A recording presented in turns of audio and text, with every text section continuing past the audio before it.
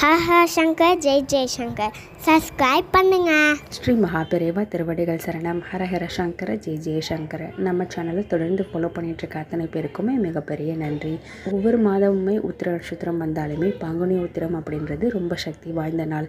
அதுலேயும் இந்த வருடம் பார்த்திங்கன்னா சந்திர கிரகணத்தோடு சேர்ந்து ஹோலி பண்டிகை இந்த மாதிரி எல்லாமே கலந்து ஒட்டுமொத்த சக்தி வாய்ந்த நாளாக வந்திருக்கு. இந்த நாளில் நீங்கள் பண்ணக்கூடிய பரிகாரங்கள் வழிபாடுகள் எல்லாமே உங்களுக்கு உடனடியாக பலன் தரக்கூடியதாக இருக்கும். பங்குனி உத்திரத்துக்கு அப்படி என்ன சிறப்பு அப்படின்றத பார்க்கலாம். நட்சத்திரத்தில் 12வது நட்சத்திரமாக வரக்கூடிய உத்திரமும் மாதத்தில் 12வது மாதமாக வரக்கூடிய பங்குனியும் சேர்ந்து வரக்கூடிய நாள் தான் பங்குனி உத்திரம்னு சொல்லப்பட்டிருக்கு.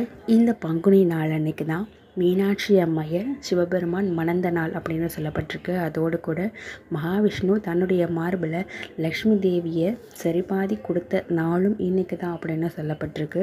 அதோடு கூட ஸ்ரீராமர் சீதா தேவியை மணந்த நாள் அப்படின்னு சொல்லப்பட்டிருக்கு.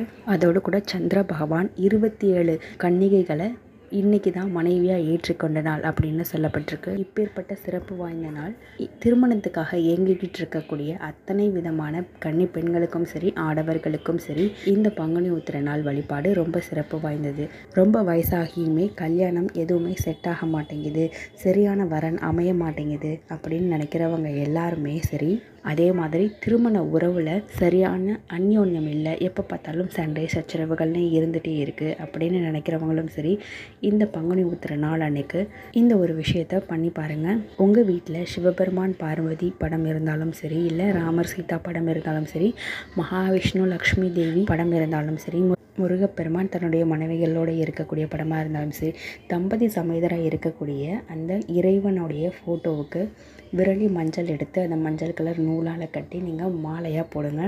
இந்த மாங்கல்ய சரடு நீங்கள் போட்டு நீங்கள் வேண்டிக்கும் பொழுது உங்களுக்கு ஒரு நல்ல திருமண வரன் அமையும்.